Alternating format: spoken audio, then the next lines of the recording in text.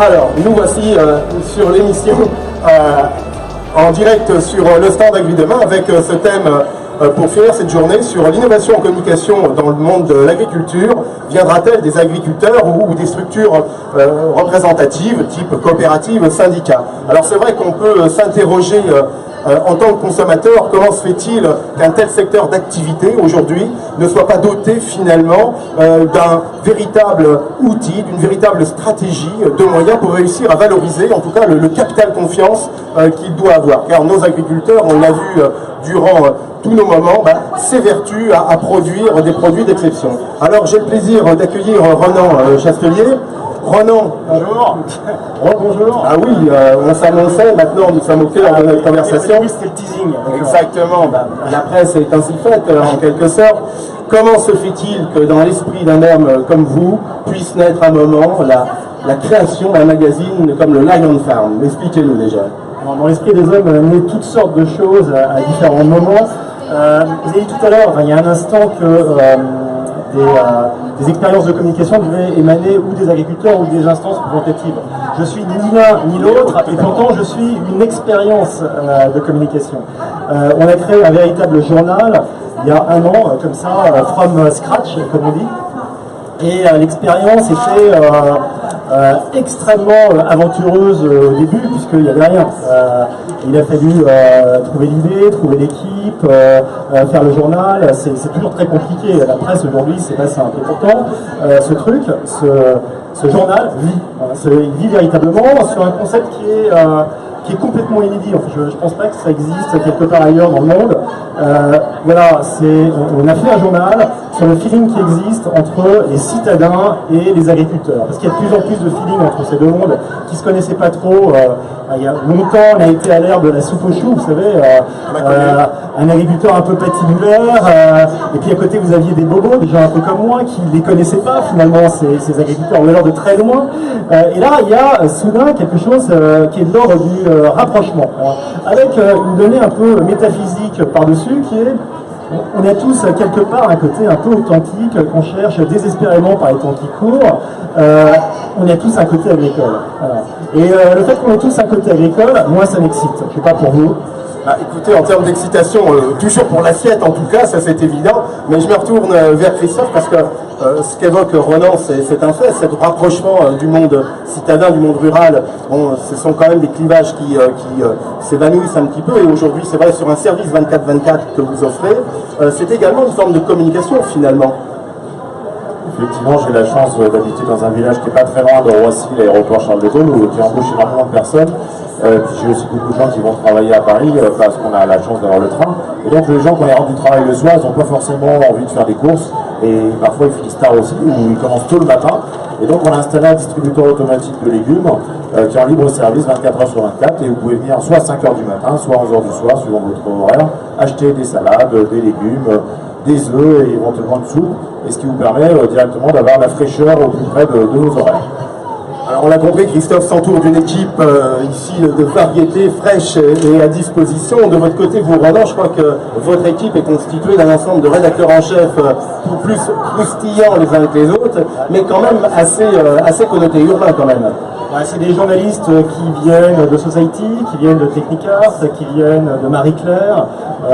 Oui, c'est des journalistes assez chevronnés, mais qui ont tous envie de faire quelque chose d'un peu différent de ce qu'ils font habituellement. Alors, donc on est dans autre chose. Alors c'est vrai, à la lecture de votre équipe, j'ai juste envie de vous dire, alors comment sont-ils accueillis sur le terrain? Parce que bien sûr, des journalistes, on l'imagine, on l'est tous, on use un peu la semelle, donc il faut aller quand même chercher l'information au cœur de la ruralité également. Le plus dur, c'est pas d'aller sur le terrain pour eux, le plus dur, c'est de faire à la fois une enquête, comme ils feraient pour leur journal, Society, Marie-Claire, ou voilà. Mais derrière, moi, ce que je veux, c'est qu'il y ait une espèce de petite bascule vers le monde de l'agriculture. Et en fait, il y a toujours un travail comme ça, par exemple, le papier de couverture sur les jeunes agriculteurs, la jeunesse et l'agriculture. C'est un papier qui a été beaucoup travaillé, parce qu'au début, effectivement, on envoyait nos reporters à droite, à gauche, on a eu des papiers, on était moyennement satisfaits, on s'est dit comment arriver à transformer ça en quelque chose de beaucoup plus excitant, etc. Et bon, ça a donné par exemple sur les meilleurs ouvriers de France ou les meilleurs apprentis de France, un papier intitulé The Voice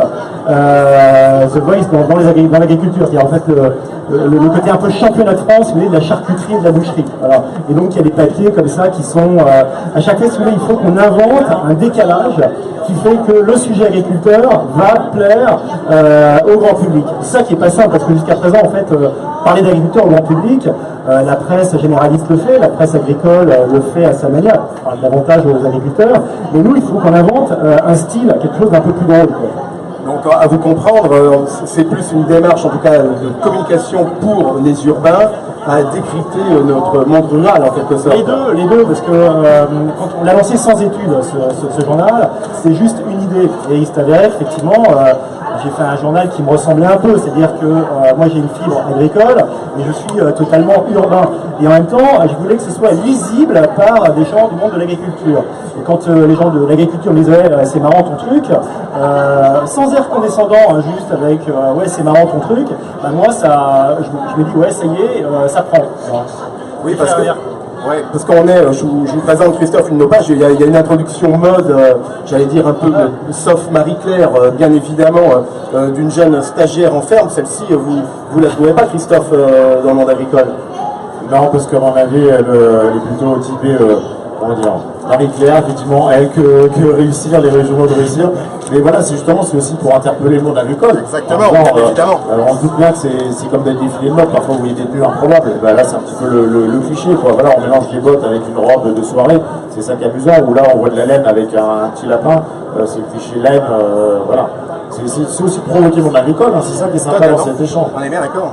C'est une nouvelle forme finalement d'écriture, un peu à l'instar des réseaux sociaux où la communication est plutôt intuitive, effectivement. Vous avez réussi à décrypter, en tout cas à décoder ou à recoder, en quelque sorte, finalement, une image, je ne vais pas dire mondaine, citadine, en créant finalement une belle synergie sur ce monde agricole.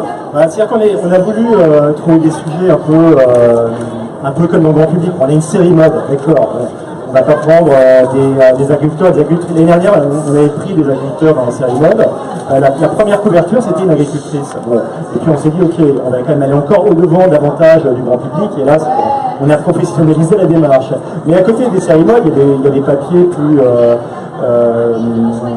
plus agriculteurs. C'est-à-dire qu'en fait, là, par exemple, vous avez entre les mains, je t'aime ma poule.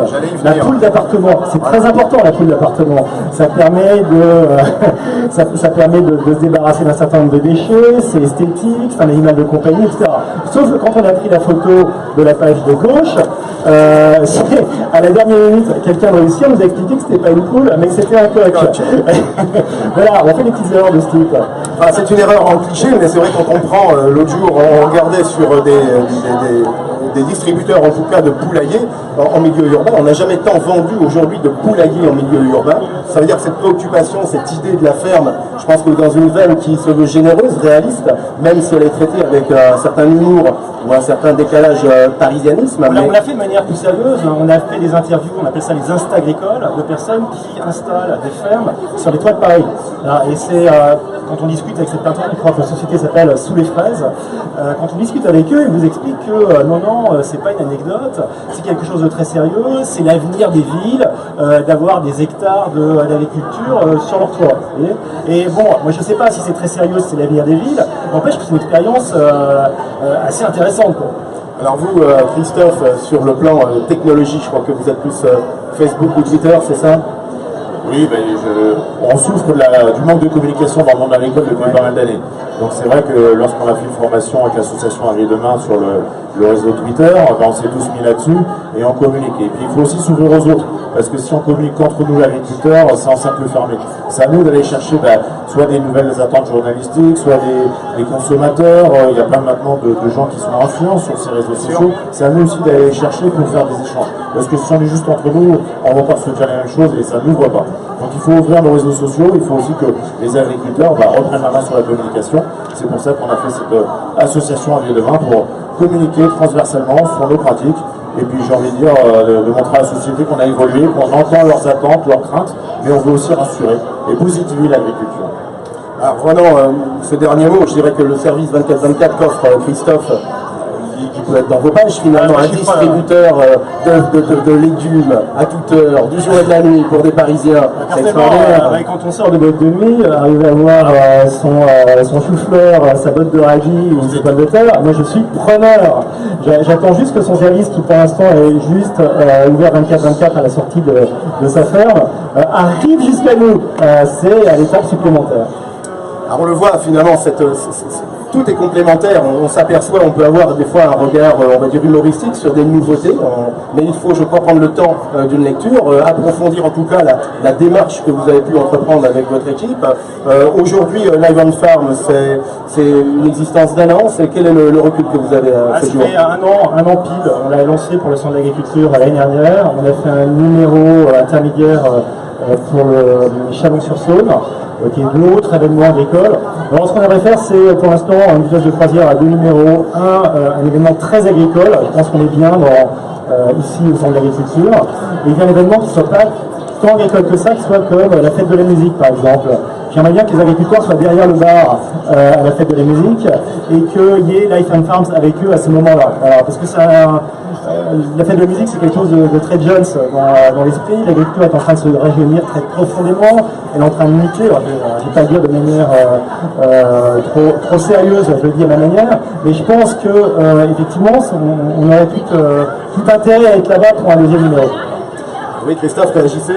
Oui, ben voilà, pour séduire les jeunes, chez nous, on a fait un Mac Drive, donc on a fait, au lieu de faire un McDo, on a fait un Mac Maroy, le nom de mon village, et on a eu 250 personnes qui sont venues déjeuner, avec des hamburgers maison, entièrement tout était fait maison, même les frites, 200 kilos de frites épluchées à la main, j'en commencerai jamais d'ailleurs, au passage, les frites maison, parce que c'est infernal. Et donc on a séduit les jeunes grâce à cette opération hamburger maison. Voilà, et donc on peut aussi encore repasser des messages sur nos pratiques agricoles. Alors avant de se retrouver sur la partie jardin pour notre débat gris-demain, un dernier mot peut-être en termes de diffusion. Alors le magazine Live on Farm, on le retrouve sur Paris, on le retrouve dans nos grandes métropoles de région. Oui, alors il est très parisien. Pour le coup, la distribution, c'est ce qui coûte le plus cher dans un journal comme ça. Ça coûte déjà cher dans l'absolu, mais la distribution, c'est quelque chose qu'on essaye de maîtriser beaucoup. En fait, on est distribué donc, sur le salon de l'agriculture, dans toutes les stations de métro avoisinantes, les gares. On s'est identifié plusieurs marchés. On voulait faire un deal avec Foodora pour distribuer des Life and Farm partout dans les restos. On est en train d'imaginer, et c'est sympa avec ce genre de deal, c'est qu'on peut imaginer toutes sortes de choses. Donc en fait, on imagine en ce moment la distribution du prochain Life and Farm. Eh bien, on va se retrouver avec aussi Éric Baranger. On parlera non pas de néo-paysans, mais de gens qui, dans cet esprit de communication, changent de métier en cours de vie professionnelle. C'est aussi une démarche qui peut intéresser, en tout cas, le magazine de Ronan, parce que Live on Farm, c'est aussi la vie des gens, c'est la vie des métiers. Donc, on se retrouve sur ce débat Agri-Demain dans quelques minutes, côté jardin, et on continuera d'une manière plus gourmande, en tout cas, nos échanges. Merci de nous avoir suivis, au plaisir, et à très vite.